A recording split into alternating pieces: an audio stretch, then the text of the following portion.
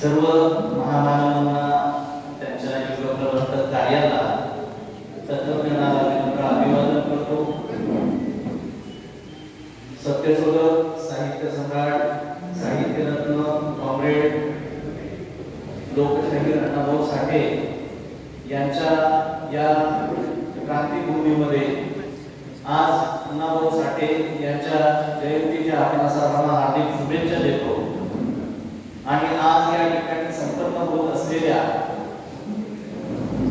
Comrade Annabhau Sathe विचारवंत परिषदेच्या निमित्तानं आपल्या समोर काही भूमिका या परिषदेची मांडण्यासाठी म्हणून मी आपल्या समोर उभा आहे। या परिषदेचे अध्यक्ष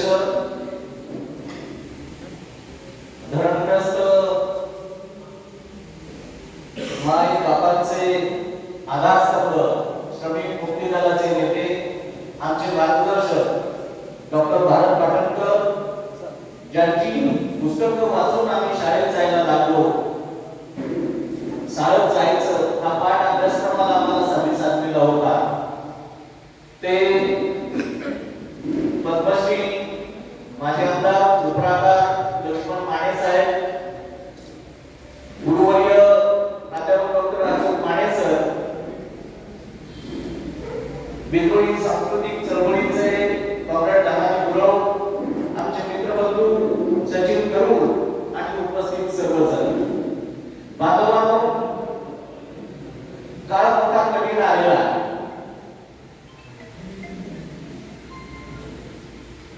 महापुरुषांचं अपहरण चालू आहे,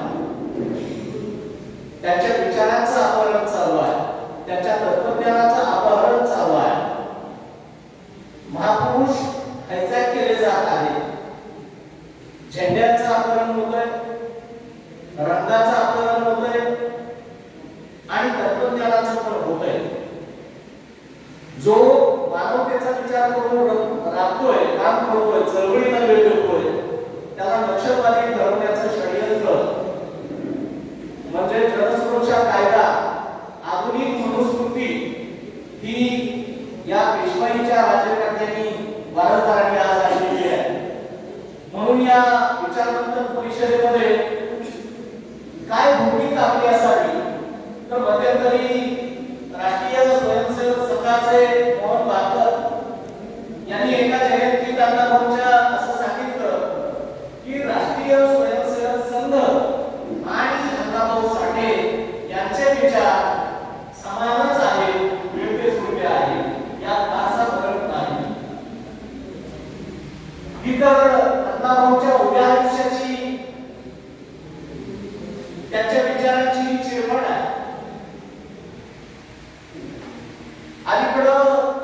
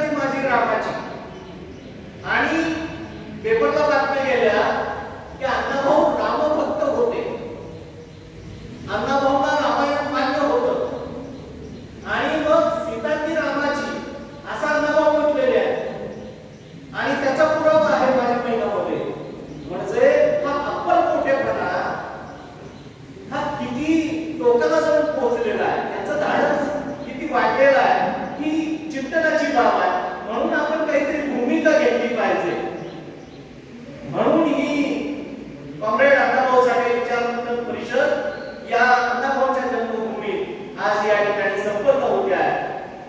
खरं तर अण्णाभाऊ हे बहुआयामी व्यक्तिमत्व आहे, अष्टपैलू व्यक्तिमत्व आहे.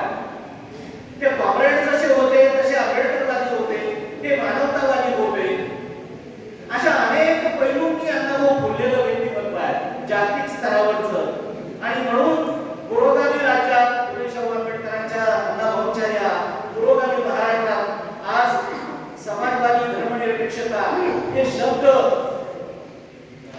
आक्षेपार्ह वाटायला लागलेले आहे. पुरोगाम्यांना पुरोगामी अशी एक आधुनिक शिवी देण्याचा प्रकार मनोवाल्यांच्याकडून घडताना दिसून येतो आहे. देशात हुकुमशाही राजवट मूळ धरायला लागलेली आहे आणि म्हणून प्रतिगामित्वाचा विषारी विळखा अखंड भारताचा गळा घोटताना आज आपल्याला दिसतो आहे. आणि म्हणून बांधवांनो, तमाम भारतीयांच्या तनामनात असलेला हा महापुरुषाचा विचार टिकवून ठेवणं ही तुमची माझी काळाची गरज आहे.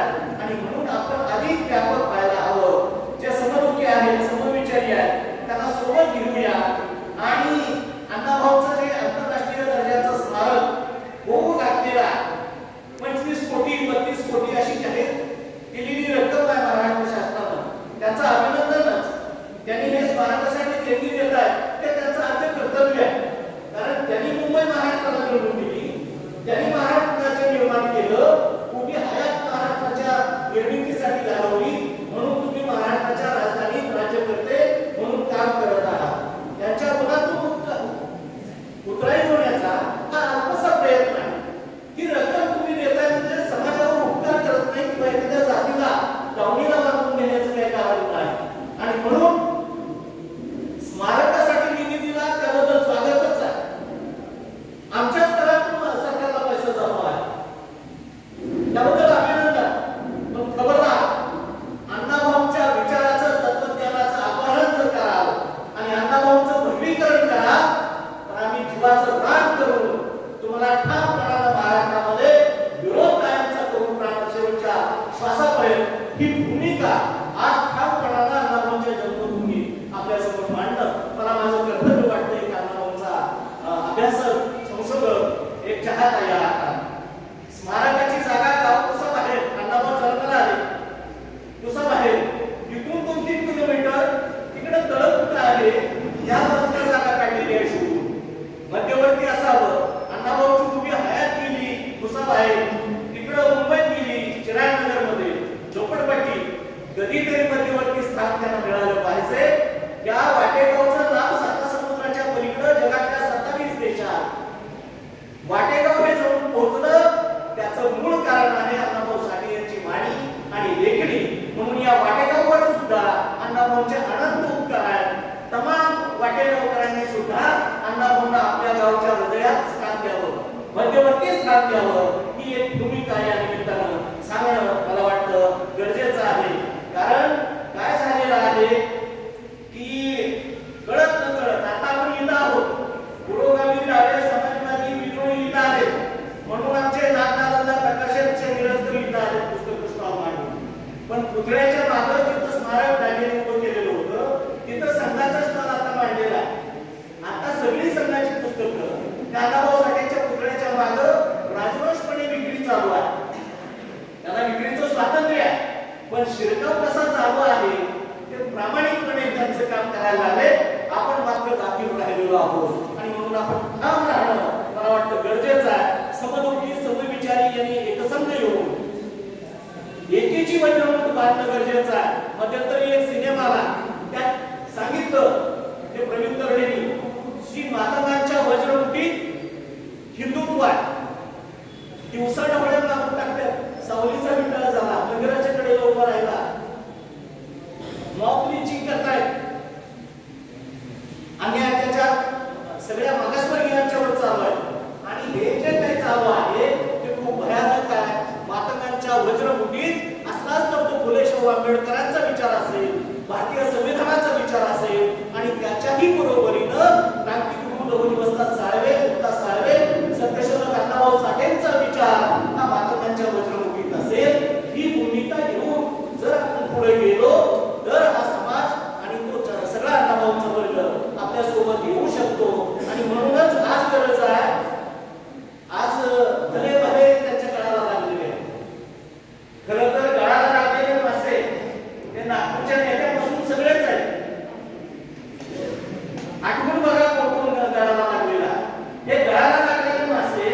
त्यांचा मच्छी फ्राय झाल्याशिवाय उद्याच्या काळात राहणार नाही हे पण आपण ठाण ठेवायला हवं. कुणी चढू नका, चढण्याचं प्रमाण अलीकडे वाढलेलं आहे. कुणी चढू नका, रणी पडू नका, बिनी मारायची अजून राहिली, माझ्या जीवाची होती या काही. बिनी मारण्यासाठी आज ही कॉम्रेड अण्णाभाऊ साठे विचारमंथन परिषद आहे. ती बिनी समदुखी समविचारी डावे समाजवादी पुरोगामी शेतकरी कामगार शेतमजूर या सर्व महापुरुषांच्या वारसदारांना एकत्र येऊन आपण एकसंध राहूया. आजही हे चित्र बदले, कारण अण्णाभाऊंनी सखा पाटील मुरारबाई देसाईला विरोध केला. ते दोघेही गुजरात धार्जिणे होते आणि आज गुजरात धार्जिणे असलेले एक गडीपार आणि दुसरा चौकीदार आज अण्णाभाऊ असते तर एका हातात डबल दुसऱ्या हातात लेंडी घेऊन पुन्हा रणमैदानात उतरले असते. भलं नक्षलवादी ठरवून तुंब्यात टाकलं असतं तरी अण्णाभाऊ गात राहिले असते आणि सत्ताधाऱ्यांना जाब विचारला असता.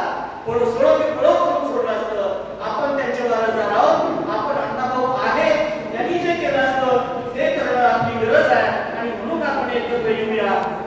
ब्राह्मणशाही आणि भांडवलशाही हे अण्णाभाऊचे शत्रू होते. अण्णाभाऊ त्यांचा कर्तन काळ होते.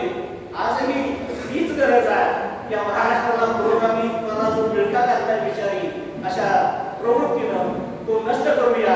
आपण सारे एक होऊया आणि ज्या स्वप्नासाठी अण्णाभाऊ नीट राहिले. वैजयंता कादंबरीची प्रस्तावना अण्णाभाऊ सांगतात, माझ्या देशावर जनतेवर तिच्या संघर्षावर अढळ विश्वास आहे. हा देश सुखी समृद्ध आणि सभ्य व्हावा, इथं समानता नांदावी, या महाराष्ट्र भूमीचे नंदनवन व्हावे अशी मला रोज स्वप्न पडत असतात. हीच मंगल स्वप्न पाहत गेली इथं असतो आणि म्हणून त्यांच्या नावाने चव्हाणांनी सांगितलं, पृथ्वी शेष नागाच्या मस्तकावर नाही तर ती गणितांच्या श्रमिकांच्या तीर्थकऱ्यांच्या तळहातावर आहे. ते काम आपण करूया. यासाठी ही भूमिका मांडण्यासाठी मी आपल्या समोर आलो.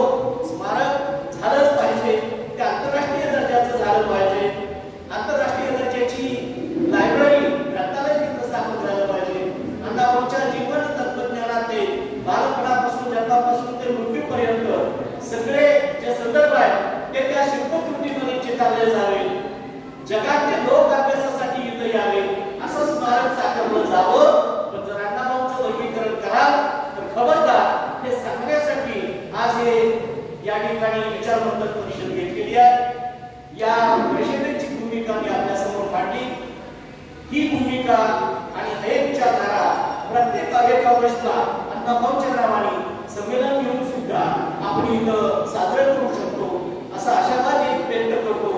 मला माझी भूमिका मांडण्याचा एक तुम्ही संधी दिली भूमिका मांडण्याची, एक सन्मान दिला माझ्यासारख्या सामान्य शिक्षक कार्यकर्त्याला, त्याबद्दल आपल्या सगळ्यांचे मनपूर्वक